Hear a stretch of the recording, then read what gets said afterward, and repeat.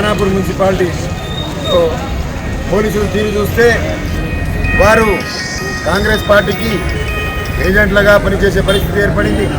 ఈరోజు కాషాయ కండువాలు వేసుకొని అభ్యర్థి గుడికి పోయి దండం పెట్టుకొని వచ్చి పోలింగ్ బూత్ సందర్శనకు పోతే మా నాయకులు మా కార్యకర్తలపైన పోలీసులు దాడి చేస్తున్నారు.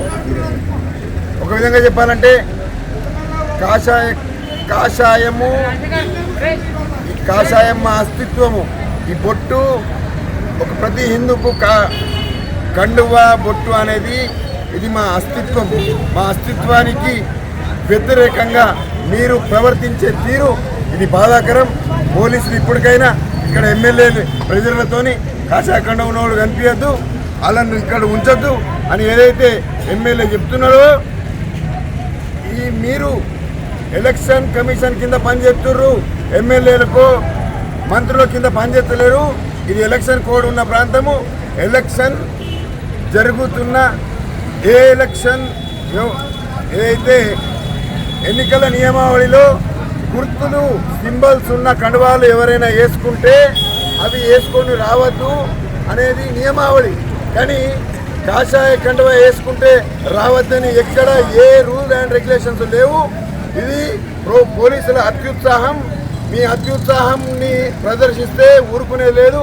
మేము ఎన్నికల కోడ్ ఉందని ఆగుతున్నాం, లేకపోతే దాడులు చేయడానికి మాకు కొత్త కాదు.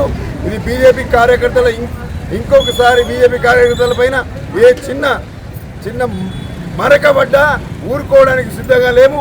మేము ఎన్నికల కోడ్ నియమావళిని పాటించాలని సంయమనం పాటిస్తున్నాం.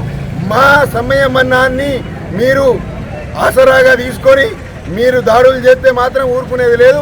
పోలీసు వ్యవస్థకు కూడా మీరు పోలీసులు ప్రజలకు రక్షకులు, కానీ కాంగ్రెస్ పార్టీ రక్షకులు కాదు. పోలీసులు ప్రజలకు రక్షకులు.